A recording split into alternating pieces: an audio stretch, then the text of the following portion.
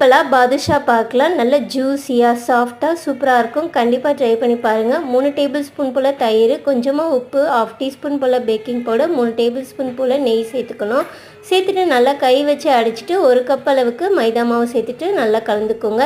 தண்ணி எதுவுமே சேர்க்க தேவையில்லை. இதுவே சரியாக கரெக்டாக இருக்கும். 10 நிமிஷம் போல் ஊற வச்சுக்கோங்க. ஜீரா ரெடி பண்ணிக்கலாம். 1 கப் அளவுக்கு சர்க்கரை சேர்த்துட்டு அதில் பாதி தண்ணி சேர்த்துட்டு உப்பு சேர்த்துட்டு ஏலக்காய் தூள் வாசனைக்கு சேர்த்துக்கோங்க. ஒரு கம்பி பதம் வந்ததுமே ஒரு 1/2 டீஸ்பூன் போல் லெமன் ஜூஸ் புழிஞ்சு எடுத்துக்கோங்க. ஜீராவும் ரெடி ஆயிடுச்சு. இப்போ மாவும் நல்லா ஊறிடுச்சு. இந்த மாதிரி உருண்டை பிடிச்சி நடுவில் ஒரு ஓட்டை போட்டிங்கன்னா போதும். எல்லாமே இதே மாதிரி செஞ்சு எடுத்துக்கோங்க. எண்ணெய் நல்லா மிதமான சூடில் இதை போட்டு பொரிச்சு எடுக்கணும். அப்போ தான் உள்ளெல்லாம் நல்லா வெந்து சூப்பராக வரும். இப்போ ரெடி பண்ணி வச்சுருக்க ஜீராவில் இதில் சேர்த்துக்கோங்க. சூடாகவே சேர்த்துக்கோங்க போதும். அவ்வளோதான், சூப்பராக நம்மளோட பாதுஷா ரெடி ஆயிடுச்சு.